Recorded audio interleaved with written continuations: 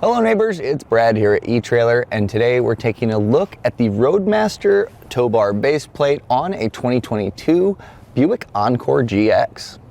When flat towing a vehicle, there's 5 main components that are required, and we're going to start with the base plate. The base plate is attached to the vehicle, to the frame, and that's going to have our arms as well as all of our hookup points for the rest of our connections. So that's the main thing you're going to need on your vehicle. Moving along, you're also going to have a braking system. And the braking system is legally required, and that's going to be sending signals from when you hit the brakes of your RV to the towed vehicle, and that's going to bring it to a stop and slow it down proportionally to the RV. It's going to save a lot of wasted energy and also make it safer on the RV as well as the towed vehicle, because this is going to be slowing down rather than using force to push this forward. Now, some of the other things that we have are going to be the breakaway switch with that braking system, and that's in case of an accidental disconnect. This will pull out, putting the brakes on the vehicle and bringing it to a stop. Some other safety that we have included in those components is going to be your safety chain loops here. Now, this is also in case of an accidental disconnect. We have these cables here attached to our RV as well as the base plate on our vehicle to make sure that they're going to stay connected. We also have our electrical umbilical here, and that's going to send the signals from our RV to the towed vehicle for all of our turn signals as well as our braking system. And then finally, our tow bar, and this is going to be the connection point between the RV and the base plate on the towed vehicle. So here we have our base plate installed with the fascia back on, and you'll notice this is done really well in the fact that your safety loops here, your breakaway switch, your electrical connection, and even where the arms go in fit really well, and minimal amounts of trimming to get this to work. Other vehicles, you kind of end up chopping a lot of this fascia up and it doesn't look so sightly. This works really well. It was well designed to fit in the existing grille. Now, as far as this installation goes compared to other base plates, this is a great kit. Roadmaster did a really good job of designing it to where there's no drilling involved. The fit and finish was awesome, and as you can tell, they've really thought this out to make it easier for installation. Other kits involve some drilling into the frame and can be a little bit cumbersome to get them all lined up. That's not the case here. Now, you will have to take the front fascia off, and there is going to be some trimming on the back side as well as a little bit on the front grille, but overall it's a pretty easy install. Now, what's nice too is you have these removable arms, so whenever you're ready to use it, it's as simple as pushing this in, twisting, and that locks in place. So that way, hooking up is nice and easy, and then whenever you're not using it, you can simply pull these out and it gives it a little bit more of an OEM appearance. Now, when you're ready to hook up to your tow bar, it's also very simple. You just pull this clip up. That's attached to a nice cable, so you're not going to lose that pin. And we can simply put our arm through, right in between the bracket there, and then run our pin through, line up our holes, and that goes in place. Go ahead and do it on the other side. And now we've made those connections. Now, to simply hook up the rest, we have our safety loops here. We're going to cross these over.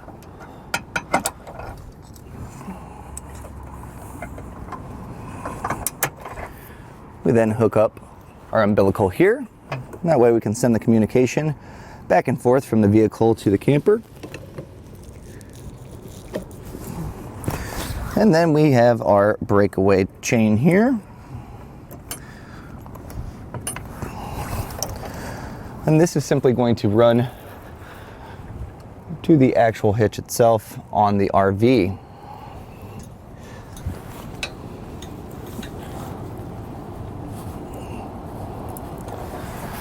We can get our safety loops hooked up here, as well as our umbilical.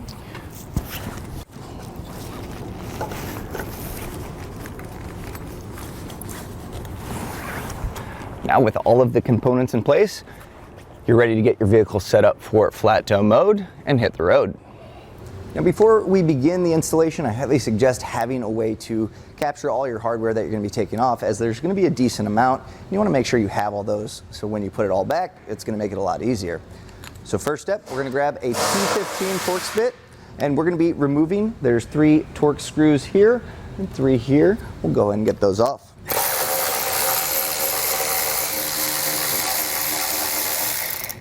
So now underneath the vehicle, you can see this little underbody panel here. We're gonna go ahead and take these 7mm screws out. There's a total of 6 of them.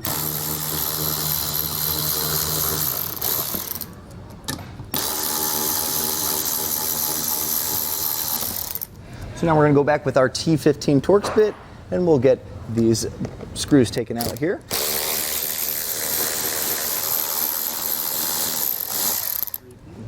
We're gonna go ahead and do that same process on the other side.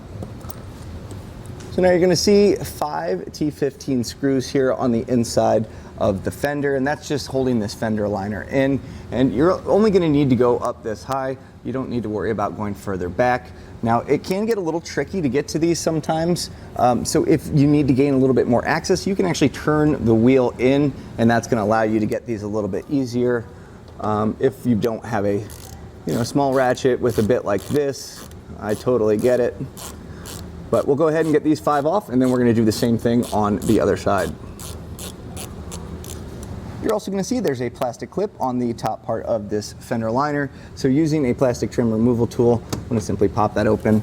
Now, during the process, this is really nice for these plastic push pins. If you don't have a trim removal tool, you can actually use a flathead screwdriver. Just simply pop that up, and this should come out. So take this out and also do the one on the other side. So now we're gonna be pulling back this little fender arch here, and that's gonna allow us to get this fascia off. And so at the bottom here, it actually kind of clips into the lower part of the fascia. And so once you kind of get this clip out, you'll be able to slowly pry back. Now be careful with this, because this plastic trim, if you bend it too far, it's gonna leave a crease and you won't be able to get it out. So we're only really having to go back to here to access the bolt. So we'll start by kind of prying this back. You can see once I kind of get that portion lifted out like that, we should be able to pop it up. And you're gonna have clips along here, so just take your time. Like I said, you only have to go back this far. You're also gonna see that these little side markers here are gonna have plugs.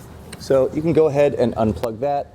You're simply gonna push back on this red clip, and you should be able to push down and get this thing out. There's a little push tab on the back end of that red clip. So just trying to get my fingers to press down on that. It's a little small, but you should be able to get this off pretty easily. There we go. So now with this pried back, you're gonna see this 7mm. Again, don't pry too far back on this, but try to get your 7mm in here. We'll loosen that up, and then we're gonna go ahead and repeat that same process on the other side. Now I found using a 7mm wrench to actually get in there is gonna be a better option than trying to get socket in. Again, I'm really trying my best not to bend this back, as I don't wanna crease that. So if you have a 7mm wrench, I think that's gonna be your best option. It's kind of tricky to get in there. And even once you loosen it, sometimes those threads can kind of get stuck in the inside part. So just kind of work at it and it should come out. Now we're also gonna get these T15 screws here that kind of mount this top part of the fascia to the headlight area.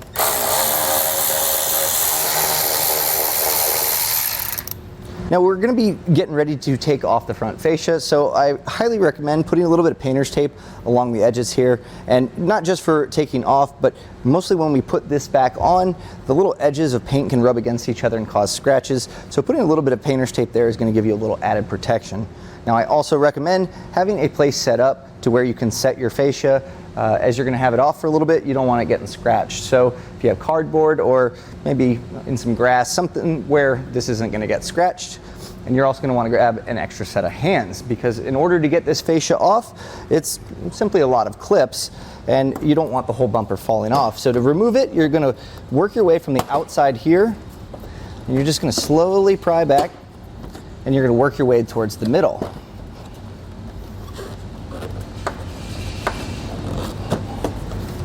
Now, the center T15 that we removed, they have these little plastic spacers, so you want to make sure that you don't lose those. So grab those as you're pulling this fascia off.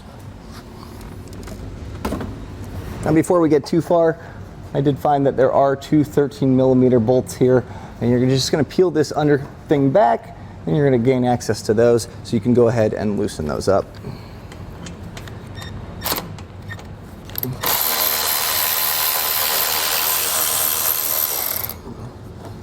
And there's also going to be 2 of the same identical bolts on the other side, so go ahead and get those removed as well.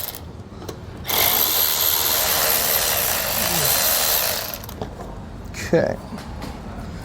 Now with those 13 millimeters out, this front fascia should be coming off. Now, you don't want to go away too far from it because you're probably going to have some electrical components that need to be unhooked. So you're going to see this electrical harness here is still connected, so you push this clip out, push your tab in, and separate this.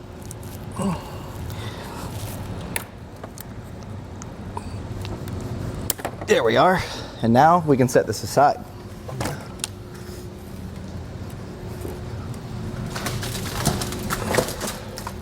So now we're going to be trimming this lower air dam here, and this is actually going to get removed. That's going to gain us a little bit more space to put our base plate. And so in order to do that, I've made little reference marks here with this red paint. There's also one on the other side. So I'm just going to take some snips here. If you have a hacksaw or maybe just a little tiny air tool that you can kind of make this cut, whatever works best for you. But you're going to cut along this line. And then on the bottom, there's a clip here where it snaps in. And with a flathead screwdriver, it's going to be pretty easy to get out.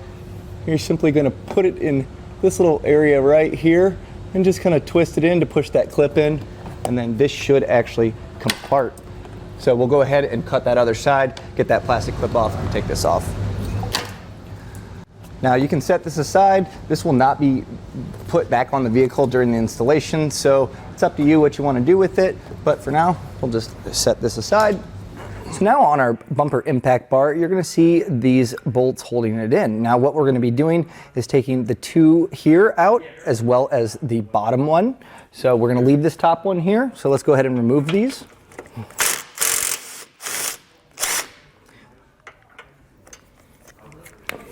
Just kind of take your time so you don't drop the bolts in the actual impact bar.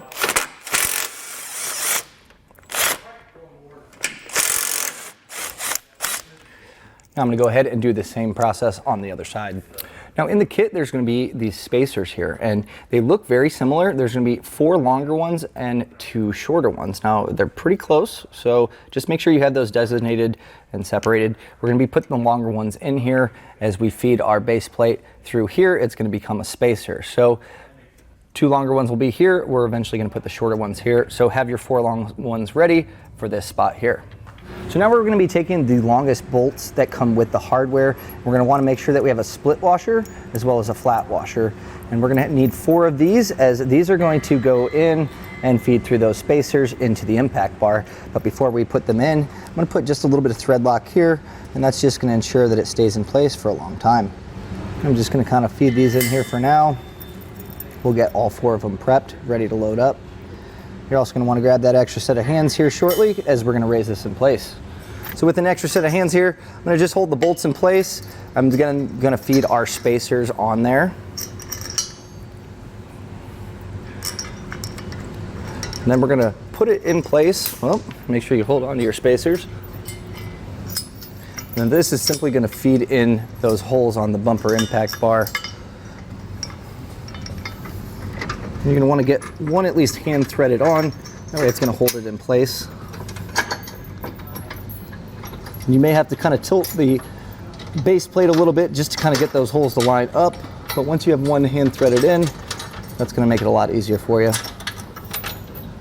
Now from here on out, all of our hardware is going to get thread lock, and that's just going to make sure that once these are tightened into place, that they're not going to become loose over time. Now we're going to grab our extra long bolts. We should have 2 left over, and our short pipe spacer here, and we're going to feed them in this bottom here. So again, throw some thread lock on there. And you really want to make sure to not tighten these down quite yet, because that's going to give us this little extra space to be able to feed this block in with no clearance issues.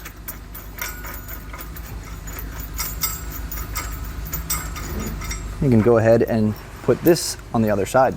So now we're going to grab our specific bracket for each side, and you're going to know it's the right or the correct bracket because you're going to see this hole here, and this should sit right in that spot, and then these holes line up. Now if it's not lining up, check check the other bracket and check the orientation, and it should line up pretty well.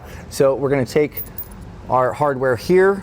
We have this longer bolt, and so we have a washer. We're gonna feed this up through this hole, and that should go through the bottom part of that bracket. I'm gonna throw a little thread lock on there now. And then I'm gonna follow that up. I have a flat washer, a split washer, and then our nut here. So now we're gonna go ahead and we're gonna take these bolts here, same thing, put a little bit of thread lock on there and feed those through. Now I'm gonna follow that up with a split washer and then our nut. And do the same thing on the other hole. And now we can go ahead and repeat the same process on the other side. So now we're gonna tighten down our hardware. I'm gonna start with these three, and this is gonna be a 17 millimeter. I'm actually gonna put upward pressure here on the base plate and then tighten them into place.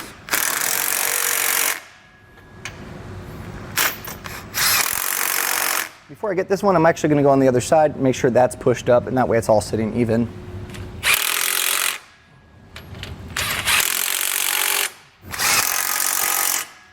Now for these bolts here, we're gonna be using a 3/4. Now you are gonna need a wrench, and that way you can put it on the back side while you tighten up the nut.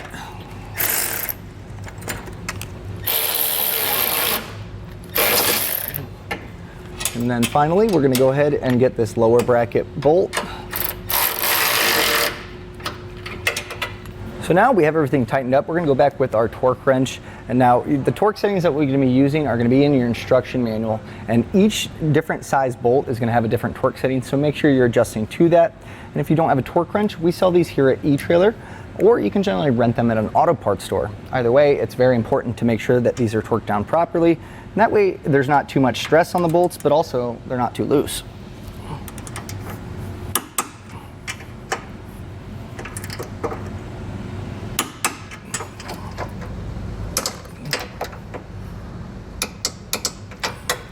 Now with everything tightened down and torqued to spec, our base plate's essentially installed. Really, all that's left is to trim up our fascia to make sure that it fits on here. But if you are doing a flat toe setup, it's pretty ideal to leave the front fascia off, and that way you can run all your wiring into place and get it all tied up before putting the fascia on. So now I'm gonna go ahead, I'm gonna get my diode wiring installed as well as our braking system, and then I'm gonna come back, trim up our fascia, and show you how it goes back on. Now to get our fascia to fit with the base plate, we obviously know we've added some things here, so we're gonna have to kind of make some room and do some trimming. The first thing we're gonna do, this little foam impact here, you're gonna see there's two plastic clips. This can kind of just pry out. This will not be going back on the vehicle, so if you do damage it, it is not the end of the world, but that comes out pretty easy. So now we're gonna need to be making a little bit of room here, and we're gonna be trimming this off. Before we do that, we have our wiring harness here on both pedestals. Go ahead and you can pop those off. Trim panel removal tool works great, or a flathead screwdriver should also do the trick. Now once those are popped out, you're gonna kind of wanna move those out of the way because we're gonna be trimming this off. So a rotary tool like this would work just fine, angle grinder, or maybe a hacksaw, whatever you have, utility knife, but pretty much we're just gonna be trimming this to where it's nice and flush.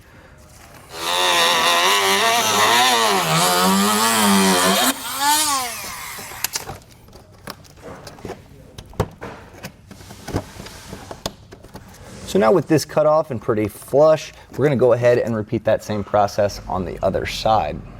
So now we need to make space for our receiver on the base plate to put our arms through. And it's gonna be pretty simple on this. In fact, pretty easy cut. We're just gonna take a little bit off here, right about this section, and we'll get this cut out. I'm gonna go back with the file once I'm done doing that, and it should look good.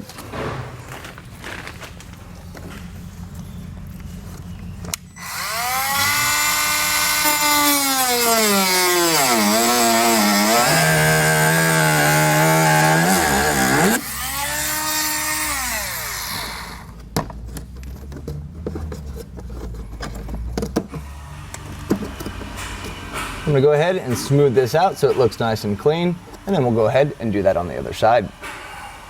So now with everything trimmed, we're gonna go ahead and get our fascia on, and it should all fit pretty well, but this is a good chance for us to see if there's any more modification needed. Now, when putting our fascia back on, it's gonna go on the opposite way that we took it off, and we're also gonna wanna make sure that we plug everything in while we do that. And that was a look at the Roadmaster base plate for flat towing on a 2022 Buick Encore GX. Thanks for watching.